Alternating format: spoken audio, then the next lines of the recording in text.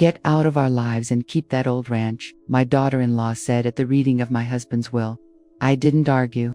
I just sat there, quiet. A week later, what I uncovered in the basement of that ranch made my phone ring 62 times. I'm glad you're here. Stick with me through this, and drop your city in the comments so I know how far this story travels. I never imagined the worst day of my life would come after burying my husband. The law office smelled like dried-up leather and disappointment. I sat in a stiff chair, hands in my lap, still wearing the same black dress I'd worn to Eldon's funeral 3 days ago. Across from me, my son Heath shifted in his seat like he couldn't get comfortable. His wife, Rochelle, stared at her nails like she was performing boredom. Mr. Henderson, the lawyer, cleared his throat and started reading Eldon's will in that dull, rehearsed voice they all seemed to have. To my beloved wife Doreen, I leave the ranch property on Cedar Run Lane. Before he could say anything else, Rochelle let out this dramatic sigh that cut straight through the room. "Oh, for crying out loud," she said, rolling her eyes. "Just sell that old dump and move in with us. You can help with the kids and actually be useful for once." My chest tightened. Heath didn't say a word, just stared at his hands like they weren't part of the mess unfolding. This was my son, the boy I rocked through nightmares, the kid I worked extra shifts to support when his dad couldn't hold down a job. Now, he couldn't even look at me. Mr. Henderson kept reading, his voice going softer. "The main residence, investment accounts, and remaining assets are to be divided between—" Rochelle perked up and interrupted again, sitting up like something finally caught her interest. Something worth talking about. They were dissecting my life like I wasn't even there. The house I'd lived in for 37 years. The one where I'd raised Heath, where I'd cared for Eldon while he was dying. Now it was just numbers on paper. And Heath, he didn't look like my son anymore. He looked like a stranger wearing his face.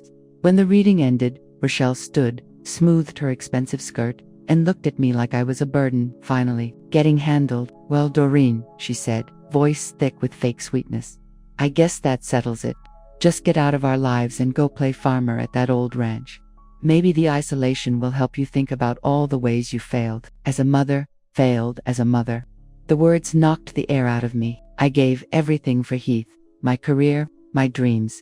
I worked nights at the diner while he slept. I saved every penny for his college. I celebrated every tiny win and carried every one of his losses like they were mine. He finally looked up, but he didn't defend me. He just said quietly, "Maybe it's for the best, Mom. You and Rochelle never really got along.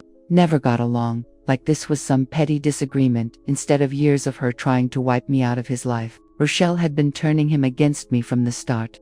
My gifts for the kids were weird. My advice was outdated. The love I tried to show them, too much. I understand," I said, barely louder than a breath. I stood up, grabbing my purse with hands that felt too weak to hold it. "I'll pack my things." Rochelle smiled like she'd won a game. "Don't forget all those old photos and trinkets. We're redoing everything anyway." Old photos and trinkets. 40 years of my life, reduced to junk in her eyes. I walked out of that office feeling like I hadn't just lost my husband. I'd lost everything that made me who I was. The woman who'd been Eldon's wife, Heath's mother, the grandmother who'd quietly hoped to be needed. She was gone, wiped away like dust. Packing up was a blur. Tears, silence, shock. Heath didn't offer to help. He didn't stop by. When I drove away, my car loaded with boxes, I saw Rochelle at the window, watching like someone who'd finally gotten rid of a problem. The ranch sat 40 miles outside town, at the end of a dirt road no one had cared about in years. As I rattled down the road in my beat-up sedan, I couldn't shake the feeling that this is what exile must really be. Like heading straight for nowhere, while everything that once made sense fades behind you in the mirror. I'd only been out to the ranch a few times over the years. Eldon had gotten it from his grandfather, but he'd never shown much interest in doing anything with it. "Too much work," he used to say whenever I brought up fixing it or putting it on the market. Many memories. I never quite got what he meant by that. But now, as I rolled up to the rundown farmhouse, with the sun dipping low in the sky, the weight of what my life had turned into hit me hard. This sagging structure, with its chipping paint and warped porch, was my home now. Not because I chose it, but because family loyalty gets split up like a will, sold off to whoever fights the hardest for it. The key was still in the same spot Eldon always left it, under the loose board on the porch steps. Inside, the place smelled old and left behind. Dust floated in the last of the daylight slipping through grimy windows. The furniture was all covered up with white sheets like forgotten things, and my footsteps echoed in the silence. I collapsed into what used to be the living room and let myself cry, really cry. Not the quiet, controlled kind one managed at the funeral. This was the kind of sobbing that came from somewhere deeper. I wasn't just grieving Eldon. I was grieving the fantasy that family ever meant more than comfort or a shared last name. And right then, sitting in the middle of all that stillness, I made myself a promise. I was going to get through this. I was going to rebuild from the wreckage Rochelle and Heath left behind. I just didn't know yet that the way forward was already buried here, waiting for me. My purse buzzed with a message from an unknown number, probably spam or a wrong number. I let it go. Tomorrow would bring whatever it brought. Tonight, I needed space to mourn the family I thought I had, and the woman I used to be. That first week nearly broke me. Every day I woke up expecting to hear Eldon's old coffee pot sputtering in the kitchen, or Heath calling to complain about some small drama in his perfect little life. Instead, there was just silence, the kind so thick it made you feel like the world had moved on without you. All I heard was the creak of the old house settling and the occasional squeal from the windmill out back. I threw myself into cleaning, partly because the place needed it, but mostly because it gave me something to do besides fall apart. One room at a time, I stripped away layers of dust and neglect. It felt like more than just cleaning, like I was unearthing pieces of Eldon I never got to know. In what must have been his childhood bedroom, I found a glass case full of carefully arranged arrowheads. I never knew Eldon had any interest in Native American history. In another room that looked like it had once been his grandfather's study, I found shelves full of geology books and rocks labeled by hand. That was news to me, too. In 4 decades of marriage, the only thing Eldon had ever said about rocks was how hard they made the garden to dig. But the biggest surprise was waiting in the kitchen. Behind a loose board in the pantry, I came across a small metal box filled with old letters tied up with string. My hands shook as I opened them. They were love letters, but not the kind I'd expected. They were from someone named Rosalinda, written in the 1940s, all in Spanish. At the bottom of the box were black and white photos of a striking young woman standing beside a man who looked almost exactly like Eldon's grandfather. I sat at the table, holding the pictures, trying to make sense of what I was seeing. The letters talked about mining rights and land surveys, tangled up with passionate confessions of love. Rosalinda kept referring to our secret and the riches buried in the ground, in a way that made my pulse pick up. Had Eldon's grandfather been involved in something to do with mining? And why had Eldon never said a word about any of this? That night, I called the only person I thought might know the truth, mRNA Whitlow. She'd lived in town longer than anyone, and she'd known Eldon's family back in the day. RMA had always treated me with kindness, even when the other women started pulling away after Rochelle showed up and started poisoning the air. "Oh, honey," Myrna said after I told her what I'd found. "I figured it was only a matter of time before someone brought up Everett Langley's old mining claims." My stomach dropped. Mining claims. Everett, he was Eldon's grandfather. He'd always believed there was copper buried out there, maybe silver too. Spent years filing claims, walking the land, taking measurements. Then the war broke out, and he shipped off, came back, married that Mexican woman Rosalinda, I think. Caused a stir back then. Rosalinda, the one in those old photos. What happened to her? I asked. Myrna's voice dropped. She died giving birth. Everett never really got over it. He kept working the land like he was chasing a ghost, convinced the big strike was still coming. Eventually, he just became a recluse. When he passed, everything went to Eldon's father. By then, nobody even remembered the mining angle. After I hung up the phone, I sat there as the sky went dark outside, thoughts racing. Mining claims, survey work, land with possible mineral value. No wonder Eldon never wanted to let go of the ranch, even when money was tight. But why had he kept it from me? Why all the secrecy? Over the next few days, I started going through the house with more intention. In the old desk that had belonged to Eldon's grandfather, I found maps dated from the 40s, full of notes I couldn't make sense of, letters to and from the Bureau of Land Management, copies of mineral rights applications. But the one thing that caught my attention was a folder labeled ASA reports, geological assessments hinting that copper might be scattered across the entire property. That's when it hit me. Being sent to this forgotten ranch might not be the punishment Rochelle thought it was, but that wasn't the real shock. What really flipped the table was what I found in the bedroom closet. Behind a fake panel, wrapped up tight in oilcloth, was an envelope stuffed with updated surveys from the 1970s. These weren't just hopeful guesses, they were thorough, detailed evaluations confirming real mineral deposits under the land. My hands trembled as I flipped through the pages, full of technical phrases like economically viable extraction and estimated reserves. In the margins, I saw Eldon's handwriting, calculations, phone numbers, notes. He'd been digging into this behind my back for years. At the bottom of the stack was the biggest surprise, a letter from a mining company dated just 6 months before Eldon died, offering to lease the mineral rights for a jaw-dropping amount. He never replied. I sat there on the bedroom floor, surrounded by documents that told a story of potential riches I'd never even dreamed of. The ranch Heath and Rochelle called worthless, the one they used to cast me out of the family, could be worth millions. I couldn't sleep that night. I wandered through the house, seeing everything differently. The warped floors, the rattling windows, the lonely silence. This place wasn't a prison. It was sitting on top of a fortune. And more than that, something else started rising in me. For the first time since Eldon's death, since Heath cut me off, since Rochelle turned her back on me, I felt something I hadn't felt in a long time. Power. They thought they'd buried me out here, made me irrelevant, but they'd handed me control of something they didn't even realize existed. I didn't know yet how I'd use this, but one thing was clear. Doreen Langley, the overlooked wife, the expendable mother, was done. What was coming next was something sharper, colder, far less forgiving, and it started with understanding that the purest kind of revenge isn't fire or fury, it's just letting people choke on the fallout of their own greed.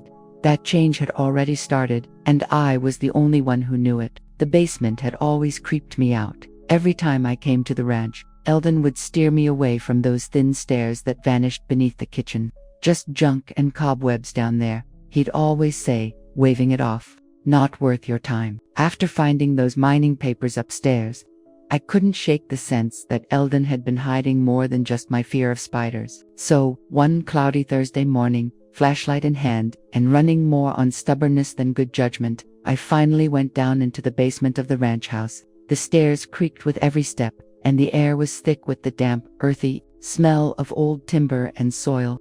The flashlight cut through the dark, lighting up stone walls that looked way older than the house itself. Massive blocks, stacked and shaped with the kind of skill nobody bothers with anymore. As my eyes adjusted, I saw the basement stretched way past what the house covered above. Against one wall was a workbench loaded with tools I didn't recognize. Picks, hammers, and odd gadgets that seemed like they belonged in some old mining exhibit. But it was the far corner that stopped me cold. Partly hidden behind wooden crates was what looked like a tunnel entrance.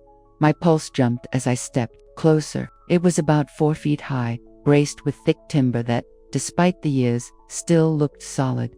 A cold draft blew out from inside, bringing that raw, mineral smell I'd noticed upstairs in the rock samples. I wasn't about to crawl in there, alone, but I could see enough to tell it was man-made. Someone had dug that tunnel on purpose.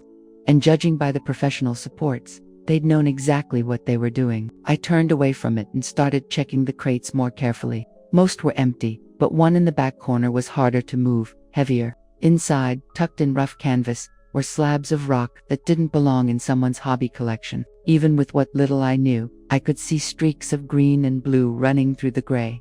Copper, maybe. The stones were dense, and when I scraped one with a nail file from my purse, it left a metallic line that glinted in the beam. But the real shock came with the last crate. At the bottom, under more rock samples, was a leather portfolio tied with string. Inside were documents that made the ones upstairs look like first drafts.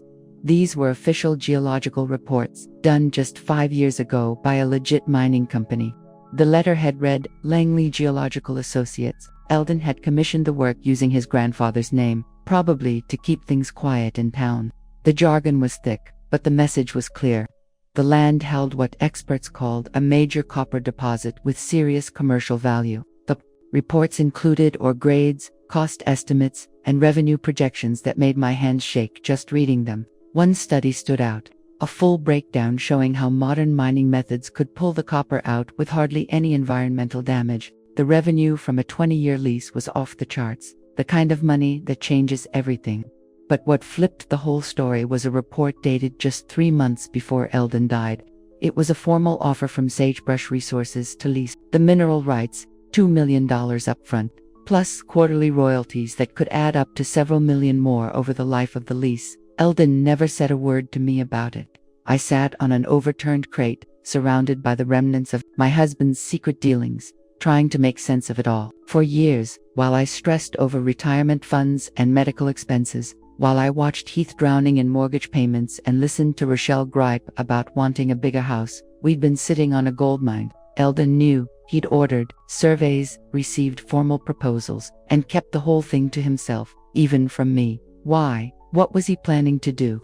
I got part of the answer from the last paper in the stack, a note scribbled in Eldon's handwriting, dated just weeks before he landed in the hospital for the last time. Doreen deserves better than what I gave her. This is her chance to have the life she sacrificed for Heath and me. Don't let that woman ruin everything we worked for. Even in his own notes, Eldon couldn't bring himself to write Rochelle's name, but the message was plain. He knew exactly who she was, and he'd been hiding this discovery from her. The land that Heath and Rochelle had laughed off, the ranch they'd used to push me out of the family, was worth more than everything else in Eldon's estate. They'd handed me a fortune while patting themselves on the back for cutting me loose. I walked up the basement stairs, my mind racing, my heart thudding in my chest. In the kitchen, I laid the documents out across the table and tried to think straight about what to do next. The obvious move was to call Sagebrush Resources right away, confirm the offer was still on the table, and get the lease rolling. But something stopped me. Maybe it was Rochelle's smug face as she shut me out of my own family. Maybe it was the way Heath just sat there, silent, letting her do it. Or maybe it was just the fact that, for the first time in my life, I had control. I thought about all the calls I hadn't answered that week. Heath had left voicemails I deleted without listening. Rochelle had sent texts I blocked. They probably thought I'd come crawling back, begging for a seat at their perfect little table. Instead, I picked up the phone and called the number on the Southwestern Mining letterhead. A woman's voice answered on the second ring, professional and calm. "Ms. Langley, we'd been hoping to hear from you. Is this regarding your husband's mineral rights inquiry?" I took a deep breath, feeling something like a current rush through me. "Yes," I said, my voice more solid than it had felt in months. "I'd like to discuss your proposal." "Wonderful. We're still very interested in the property. In fact, with the current market, we might be able to increase our original offer. Could we arrange a site visit?" I scheduled them for the following week, then caught my reflection in the kitchen window. The woman staring back wasn't the broken widow everyone had cast aside. She was someone else now, someone with choices, with leverage, with a whole new game to play. I spent the rest of the day digging through everything I could find about mining law and royalty agreements. By the time the sun went down, I knew exactly what I had, and exactly what Heath and Rochelle had thrown away in their rush to be rid of me. That night I slept better than I had since Eldon's funeral. Tomorrow would bring more to deal with. But for the first time since the will was read, I wasn't running from what I'd lost. I was moving toward something. My phone buzzed with another message from Heath, but I didn't bother to check it. Whatever his emergency was, it could wait. I had bigger things to deal with now. Outside my window, the old windmill creaked in the breeze, but it didn't sound lonely anymore. It sounded like a promise. The guys from Sagebrush Resources pulled up Tuesday morning in a sleek white pickup that screamed money and purpose. I'd spent the whole weekend getting ready, digging into everything I could about mineral rights and mining leases. I even drove into town and bought a new outfit. Not the old jeans and flannel I'd worn for years, taking care of Eldon, but a tailored business suit that made me feel like I belonged at the table. The lead guy, Clay Ramsey, had that steady, quiet confidence that only comes from years in the field. His assistant, a younger woman named Nina Chen, carried a tablet and some high-tech gear I didn't recognize. "Mrs. Langley," Clay said, shaking my hand with a kind of respect that felt real. "I'm sorry for your loss. Your husband was smart to hang on to this land." We spent the morning walking the edges of the property, Clay pointing out things I'd never noticed before: rock formations, soil variations, signs of minerals buried below the surface. The copper seam cuts across your land at an angle, Nina said, showing me a digital map on her screen. It's what we call high grade, meaning there's a lot more metal than usual. That means your royalty payments would be well above average. When we got to the ground above the old tunnel, Clay paused and grinned. Your husband's grandfather knew what he was doing. This tunnel follows the copper vein almost exactly. He must have had a good eye for geology. What kind of numbers are we talking? I asked, surprised at how steady and direct I sounded. Clay and Nina shared a glance. Mrs. Langley, Clay said, measured and deliberate, with current copper prices and the data we've gathered, we're ready to offer you $4 million upfront for a 20-year lease. Plus, you'd get quarterly royalty payments between $300,000 and $500,000. I kept my face still, but inside, I was spinning. $4 million right away, up to $500,000 every few months. In just 1 year, I'd make more money than Eldon and I earned in our entire marriage. I'll need to have a lawyer look over the contract, I said, proud of how calm my voice sounded. Of course, Clay nodded. Take all the time you need. But Mrs. Langley, you should know, this is an extraordinary property. Your husband could have signed this deal years ago and lived very well. I wonder why he didn't. I thought about Eldon's handwritten note, the part where he mentioned protecting me from that woman. I think he was waiting for the right moment, I said. That afternoon, after Clay and Nina left, I sat in the kitchen with the draft contract spread out in front of me. The numbers barely seemed real. But beyond the money, there was something else rising up in me. Possibility. A feeling I hadn't had in decades. For 42 years, I'd defined myself by what I did for others. I was Heath's mom, Eldon's wife, the grandma who mailed birthday cards with Christmas gifts. My own dreams had been shelved for so long, I'd almost forgotten what they were. All of a sudden, I had the freedom to decide who I wanted to be. Just as the thought landed, my phone rang. It was Heath. For the first time in weeks, I picked up. Mom. His voice was tight, unsure. I've been trying to get a hold of you. I've been busy, I said. There was a beat of silence. Listen, Mom, Rochelle thinks maybe we were a little too tough on you at the lawyer's office. She asked me to call. See how you're settling in. Rochelle asked him to call. Not his own decision. Even now, he couldn't talk to me without his wife's say-so. I'm settling in fine, I told him. That's good. Another pause. Thing is, Mom, we're running into a little trouble with money at the house. The property taxes came in higher than we thought, and Rochelle wants to redo the kitchen. We were hoping you could help, just for now. There it was. We'd barely closed the books on Eldon's estate, and they were already short. I glanced at the contract still sitting on my kitchen table, the one tied to the millions I'd soon have access to. How much? I asked. Well, taxes are around $12,000. Kitchen would be about 30, so, maybe 50 grand all in. We'll pay you back once we refinance. 50,000. 6 months ago, that would have been laughable. Now, it was less than a quarter's cut from the mining royalties. Heath, I said, letting it sink. Are you happy with Rochelle? He was caught off guard. What? Yeah, of course I'm happy. Why would you even ask that? Because in 42 years of marriage, your father never once asked me to lie for him. He never made me choose him over my family. He never made me feel ashamed of where I came from. The line went quiet. Then, in a low voice, he said, Mom, what are you trying to say? I'm saying a real partner makes you stronger, not smaller. They don't cut you off from the people who love you. Rochelle doesn't cut me off. She just ... She has high standards. High standards. Like respecting your own mother was somehow too much to ask. Heath, remember when you were 8 and wanted to build that treehouse in the backyard? Mom, what does that have to do with anything? Your dad said no. It was too dangerous, too expensive, too much trouble. But I saw how much it meant to you, so I picked up extra shifts at the diner, bought the wood myself. We spent 3 weekends building it together. You remember that? His voice had softened. Yeah, I remember. I would have done anything for you, Heath. I did everything I could for you, but I won't let anyone, especially not you, treat me like I'm some kind of problem or someone to be ashamed of. Mom, I never said you were an embarrassment. You didn't have to say it. You just sat there and let Rochelle say it for you. The silence after that felt heavy. When Heath finally spoke again, his voice was small, like when he was a kid and used to crawl into my bed during storms. What do you want me to do, Mom? She's my wife. I want you to be the man I raised you to be, someone who knows the difference between loving someone and trying to control them. After I hung up, I stayed at the kitchen table in the dimming light of the ranch house. Outside, the wind picked up, shaking the windows and making the old place groan. But for the first time since Eldon died, those sounds didn't make me feel so alone. They made me feel rooted. I picked up the mining contract and went over it again, this time zeroing in on the timeline.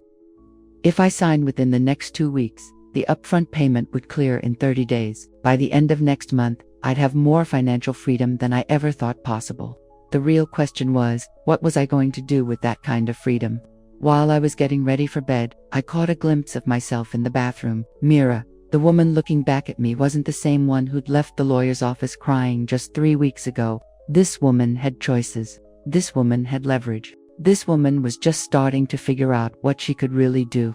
My phone buzzed with a message from a number I didn't recognize, probably junk, but something made me check it anyway. Mrs. Langley, this is Joy from Dr. Halberstam's office. Your husband's final medical bills are overdue. Please call to arrange payment.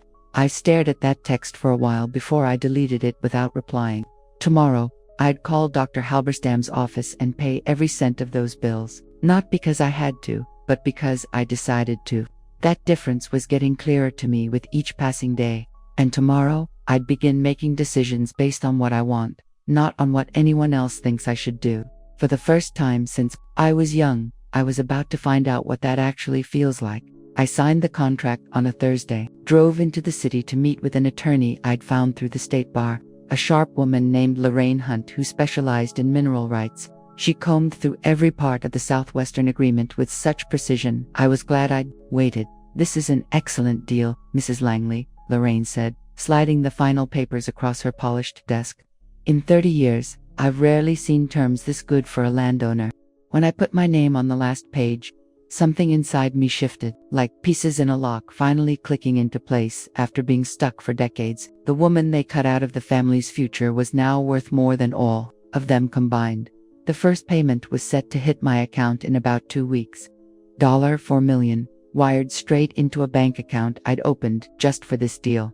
I'd also made sure the quarterly royalty checks would land in a separate investment account.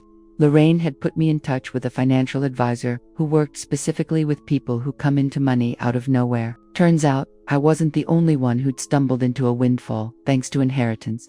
But it wasn't the cash that gave me that quiet satisfaction on the drive back to the ranch. It was knowing that Heath and Rochelle had ruined themselves, out of pure greed and meanness. That satisfaction sharpened into something else when I walked in and saw 17 missed calls on my phone. The first few voicemails were from Heath, his voice sounding more and more desperate. "Mom, please call me back. Something's happened with the house. We really need to talk." Then Rochelle's voice came through, the usual smugness stripped out and replaced with full-on panic. "Doreen, I don't know what kind of game you're playing, but you need to call us immediately.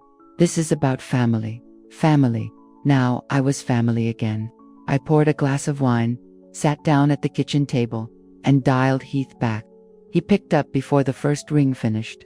"Mom, thank God. Where have you been?" "Just handling a few things," I said. "Steady. What's going on?" "The problem." His voice cracked. "Mom, we got a notice from the county. They're saying Dad never officially transferred the mineral rights when he bought the house from his grandfather's estate. They think the rights might still be tied to the ranch." I took a slow sip, letting the moment settle. "That right, Mom? This is serious. If they're right, it could tank our property value. The bank's already asking questions about our loan. We might have to refinance at a way worse rate." Of course they would. The house Heath and Rochelle were so quick to grab sat right on a slice of what used to be the ranch. When Eldon's grandfather broke up the land back in the 60s and sold off the lot where that house stands now, he kept the mineral rights for the ranch. Totally legal, completely standard back then. I'd found that little nugget while combing through the mining company's surveys. They'd done their homework, checked the boundaries, tracked every piece of ownership tied to the land. The irony was just perfect. They had the house, but I held everything underneath that actually mattered. "Have you talked to a lawyer?" I asked, already knowing. "We're trying, but attorneys cost money, Mom. It was ridiculously pricey, especially with the refinancing mess." "Just how pricey?" "The initial consultation alone ran $5,000. A full review of the property rights could run 30 or 40,000. Money we don't have right now. I let the silence drag out, listening to Heath breathe like he was trying not to panic. Eventually, I said, "Yeah, that's a real problem. Mom, please. I get it's been rough between us, but we're still family. We've got to stick together." Family. That word again. Funny how fast it pops back up when they need something. "Heath, do you remember what Rochelle said to me at the lawyer's office?" "Mom." She was emotional. We all were. People say stuff when they're mourning. "She told me to get out of your lives and go play pharma. Said I'd failed as a mother. Said maybe the isolation would help me reflect on all the ways I'd screwed up. She didn't mean it like that." "Then how exactly did she mean it, Heath?" "Because it sounded pretty damn direct to me." Another pause. "Mom, what do you want?" "An apology." "Fine. I'm sorry." Rochelle's sorry to Dot. "We all fell apart after Dad died." An apology, as if 40 years of sacrifice and unconditional love could be squared away with a half-hearted sorry, dragged out under financial pressure. "Heath, listen closely to what I'm about to say. I've signed a mining lease for the ranch, a very profitable one." Silence. Then, so quiet I barely caught it. "What kind of mining lease?" "The kind that's going to make me more in the next 12 months than your father and I ever made in our entire marriage." The silence stretched until I thought maybe the call had dropped. Then Heath spoke again. "How much money, Mom?" "Enough that I'll never have to stress over lawyer bills, refinancing, or property taxes again." Jesus Christ. His voice sounded empty. "How long have you known?" "I found out after I moved back to the ranch. After you and Rochelle made it painfully obvious I wasn't part of your future." "Mom, we never said that." "You didn't need to. Heath, your choices said plenty, and those choices told me exactly where I stood in your life." I could hear Rochelle yelling in the background, high-pitched and sharp. Heath tried to muffle the phone, but I still caught bits of it. "Millions. How much? Just one or two?" When Heath came back on, his voice had changed. It was the same voice he used as a kid when he wanted something. Sweet, slippery, designed to pull on my heart like it still belonged to him. "Mom, I get that we've all screwed up, but we're still family. Whatever's going on with this mining deal, we should face it together. Maybe there's a way to make it work for everybody." "Make it work for everybody?" In plain English, hand over the money. "What exactly are you proposing?" I asked. "Well, if this whole mineral rights thing ties into our land, maybe we could combine the properties again, share everything. Everyone could live comfortably." Live comfortably, after everything they did to push me out of that so-called comfortable life. "And where exactly would I live in this plan?" I asked. "With us, of course. We'd build you a nice place above the garage. You'd have your own space, but still be near the grandkids. A little apartment above the garage. After finding out I'm sitting on a gold mine, they're offering me an attic with plumbing." "Heath," I said, calm but sharp, "let me make sure I'm hearing this right. 3 weeks ago, your wife told me to disappear and rot out at that worthless ranch. Now that it turns out the land's worth millions, you want to share resources and offer me a place above your garage. Is that the gist?" "Mom, when you say it like that, it sounds exactly like what it is. You want my money. You just don't want me." "That's not true, is it? Tell me, Heath, in this sweet little plan of yours, who's in charge of the mining lease? Who handles the finances? Who gets to decide where the money goes?" Nothing. Not a word. That's what I thought. My phone buzzed again. Rochelle, calling from her own line. I let it ring. "Mom, please don't make any rash decisions. Let's talk this through like grown-ups." "I am acting like a grown-up, Heath. For the first time in 40 years, I'm choosing what's right for me, not what's easy for everybody else." "What's that supposed to mean?" "It means I'm done being the backup plan.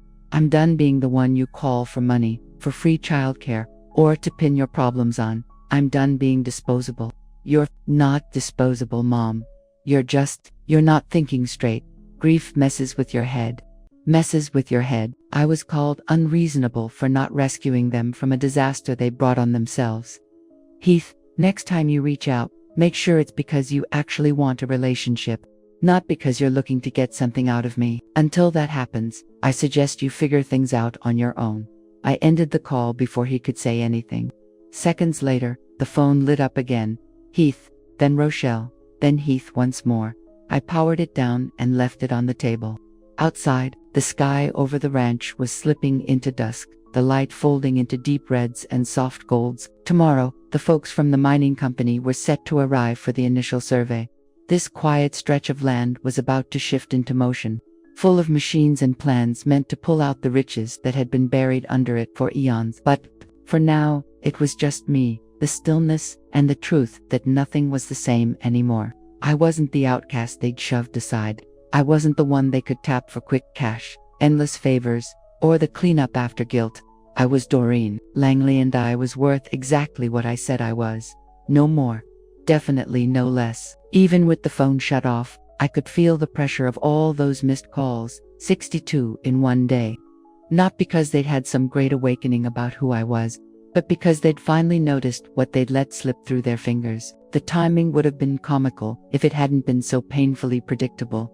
6 months later, I sat on the porch of my updated ranch house, coffee in hand, watching the sun climb over the mountains, turning them gold and violet. That's when the envelope showed up, thick, official-looking, straight from the mining company.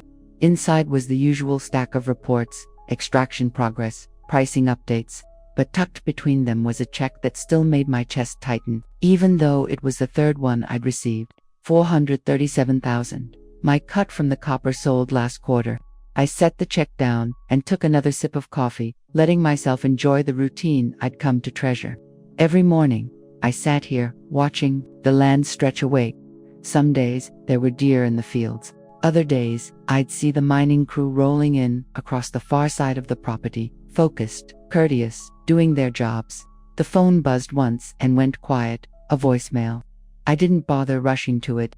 Lately, the calls came from people I actually wanted to hear from. Lorraine Hunt, my lawyer, checking in on legal matters. Clay Ramsey from the company, keeping me looped in on operations. Dr. Nina Chen, who'd turned into a friend along the way.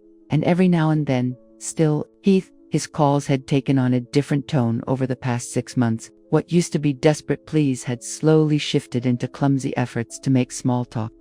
Just last week, he called to say his youngest had lost her first tooth.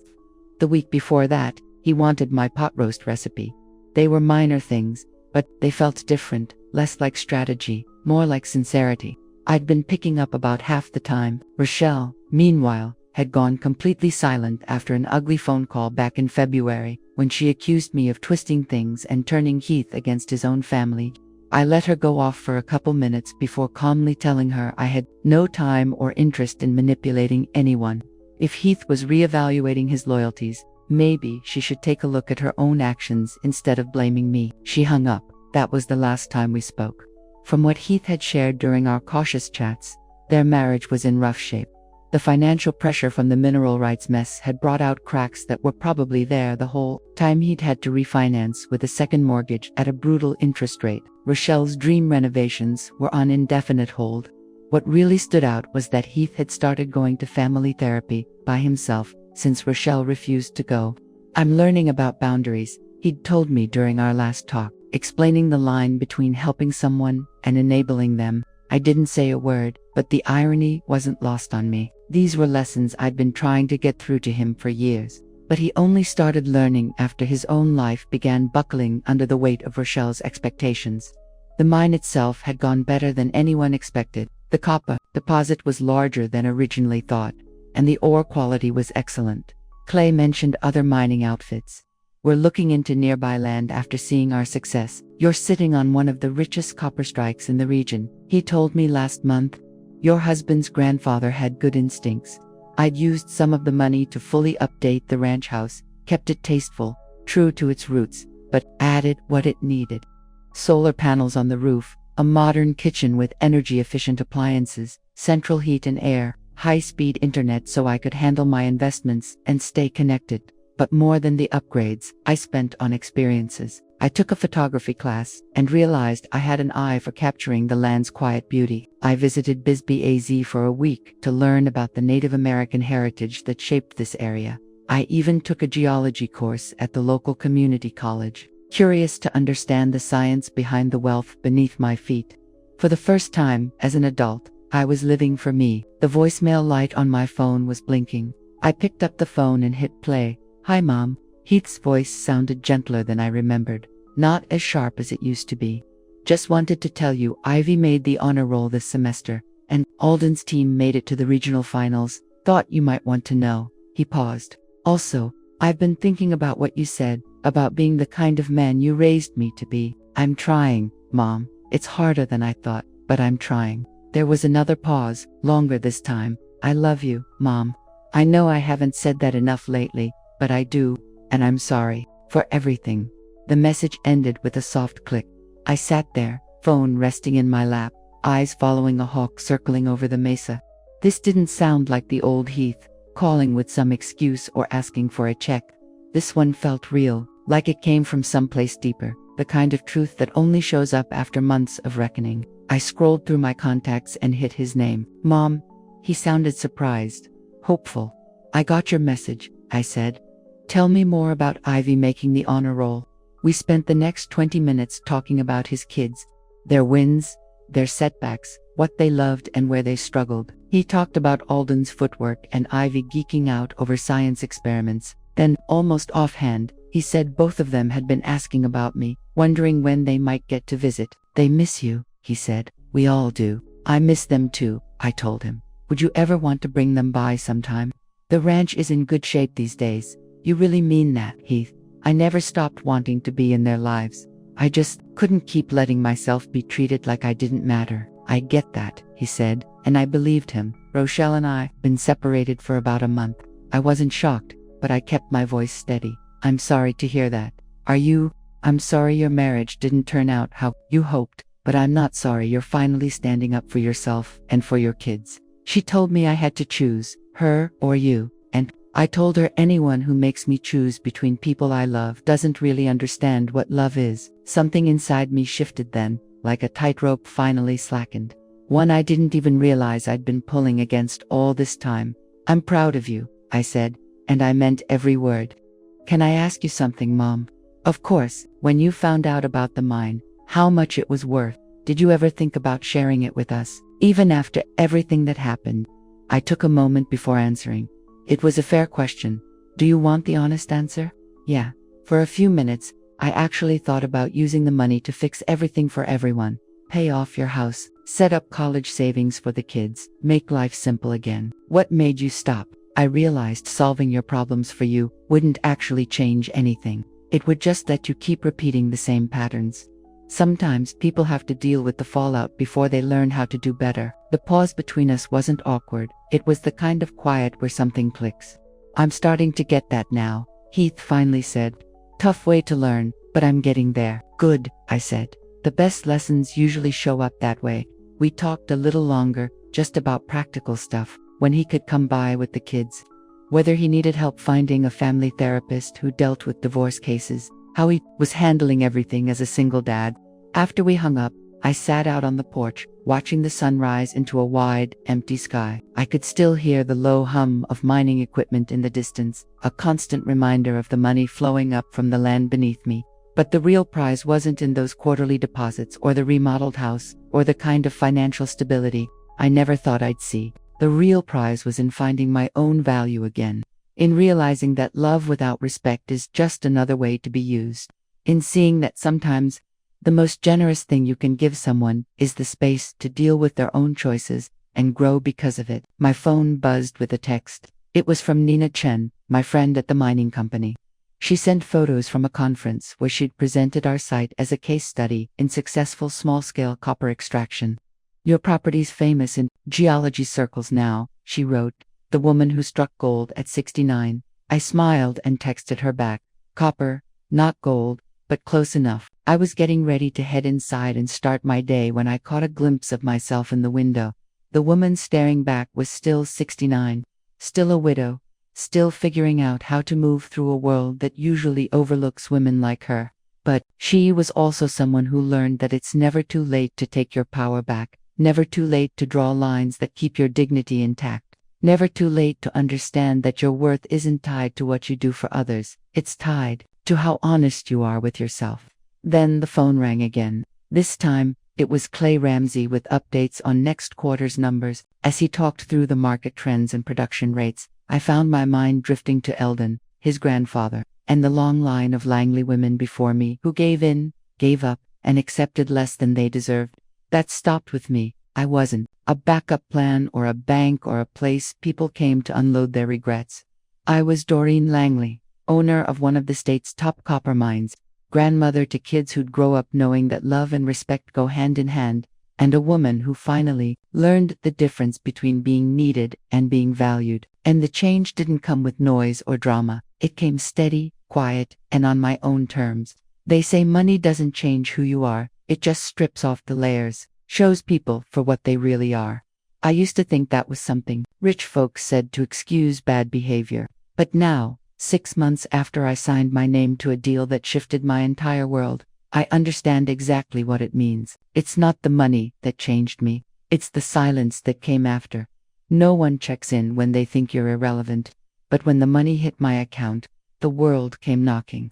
Neighbors I hadn't heard from in decades suddenly remembered my birthday. A second cousin showed up unannounced, talking about how our families used to be close back when things were simpler. And he started leaving voicemails about missing the old days, like the old days didn't end, with him watching while his wife ripped my life in half. I bought a new truck, nothing flashy, just something solid and American, with 4-wheel drive and enough room for the grandkids, if they ever came around.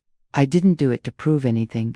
I did it because I didn't want to keep patching up Eldon's old Chevy, the one that coughed smoke every time I hit the gas. The dealership man asked if my husband would be joining me to sign the papers. He's dead, I said flat. But I'll sign for both of us. People don't know what to do with a woman who says things straight. They expect softness from someone my age, or silence. But I don't owe anyone softness anymore. The ranch's north fence had collapsed during a storm, so I hired a local crew to rebuild it.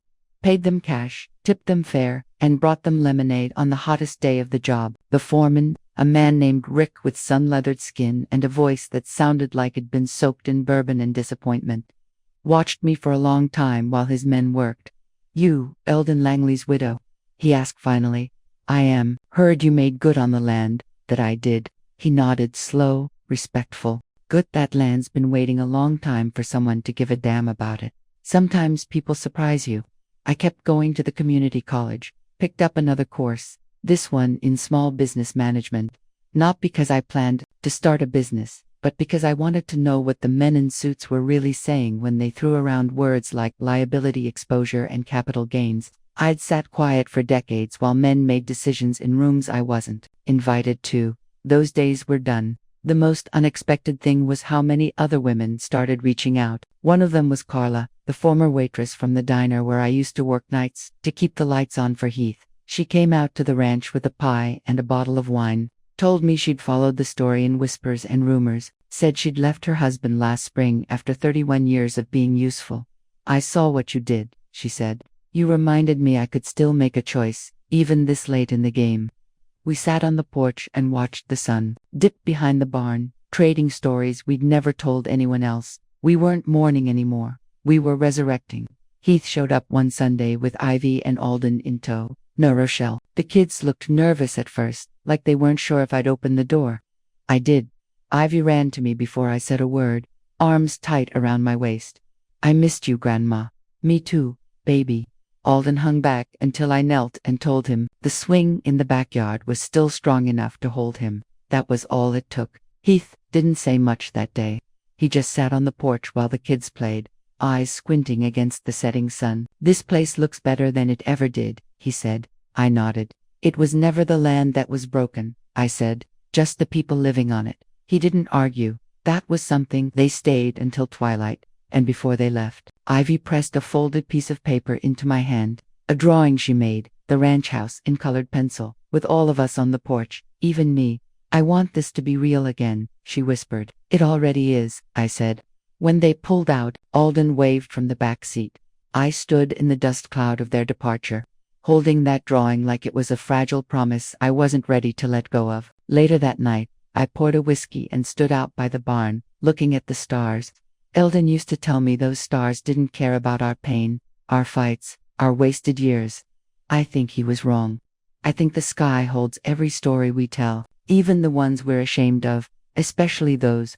The copper under my feet hadn't run dry yet, and neither had I. There were still fences to mend, rooms to repaint, apologies to accept or ignore. But for once, the weight of the world wasn't pressing down on me. It was something I could hold, turn over, and decide what to do with. Maybe that's what freedom really is. Not escape, not money, not even revenge. That it's having the power to rebuild your life on your own damn terms and not needing anyone's permission to do it. The call came just after 9 a.m. I was in the greenhouse, hands deep in soil, coaxing basil out of the earth like it owed me something. It was Rochelle. I let it ring twice, then 3 times. Answered not because I wanted to hear her voice, but because I was curious what it would sound like now, without all that pride propping it up. "Doreen," she said, breathless like she'd been running from herself. "I'm listening." There was a pause, long enough for me to wipe my hands on a towel and lean against the doorframe. "I heard Heath brought the kids out last weekend. Ivy made the honor roll. Alden's playing baseball." Another pause. You could almost hear her trying to figure out what tone to use. Sweet, sorrowful, strategic. "I want to talk," she said finally, face to face, no games. "Where?" I asked. Where it started. I knew what she meant. The house on Hawthorne Drive, the one she made sure I left without a fight. I showed up that afternoon, didn't wear black, didn't wear armor, just jeans, boots, and the denim shirt Eldon used to say made me look like I still knew how to fight. The house looked smaller than I remembered, not in size, but in stature.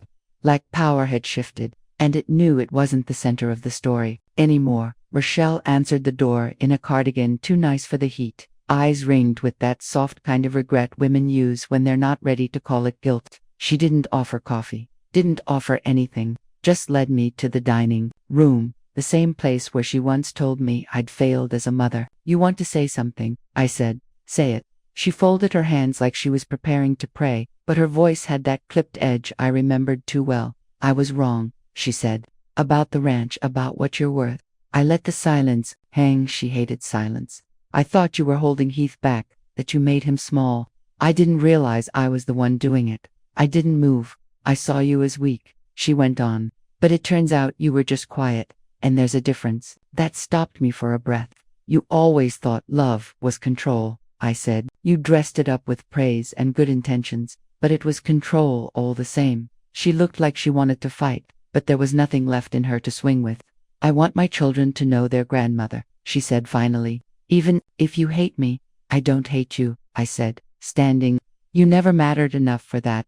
That stung. She flinched, just barely. Before I walked out, I looked around that room one more time. The new curtains, the modern light fixture, the framed quotes about blessing this mess. "You built the house full of perfection," I said. "But you forgot to build a home." I left her sitting there. She didn't follow. 3 weeks later, Heath pulled up to the ranch with a moving van. Rochelle wasn't with him. He said the separation was final. Said he wanted a clean start. Not for me, not for show, for himself. "I made my bed," he said, "but I don't want my kids growing up thinking it's normal to lie in it." That night, I made chili and cornbread for the kids. Ivy helped set the table. Alden fed the chickens. We laughed, we ate, we washed dishes while the windmill creaked outside like it was humming along. After the kids went to bed, Heath stayed behind. We sat on the porch like nothing was broken anymore, just 2 people trying. "You know what scared me the most," he said, "that you'd stop loving me." I turned to him. "I never stopped loving you. I just stopped letting you use it." He nodded. No protest, no defense, just the weight of finally getting it. "You think we can fix this?" he asked. I looked at the stars above the mesa, the same sky that watched over all our failures and still gave us another night. "Not all of it," I said, "but we can start again. That's enough." He stayed until midnight. I watched his taillights fade down the dirt road, then went back inside. The ranch wasn't quiet anymore, not lonely. It breathed again, and me. I'd stopped being the woman waiting for someone else's apology. I was building a life where I didn't have to explain my worth. No one saw me coming. Not Eldon, not Heath, not Rochelle, but here I was, still standing, still rising. And this time, I was building something no one could take from me. Not out of spite, not out of revenge, but out of the simple, stubborn truth that I was never the problem. I was the root, and roots don't break, they grow. We tell this story based on real events. The names and places have been changed to protect the identity of the person involved. It is the story of a mother who sacrificed her entire life for her children and grandchildren. only to be despised, used, and abandoned in the end. But when she had nothing left to lose, she rose up, and this time, she lived for herself. We don't tell this to judge, but so that whoever is listening might stop and think, how many mothers are suffering in silence within their own homes. Now, I'm curious about you, the one listening to my story. What would you do if you were in my place? Have you ever experienced something similar? Let me know in the comments. In the meantime, I'll leave 2 other stories on the end screen that are favorites on our channel, and that will surely surprise you. Thank you for staying until the end.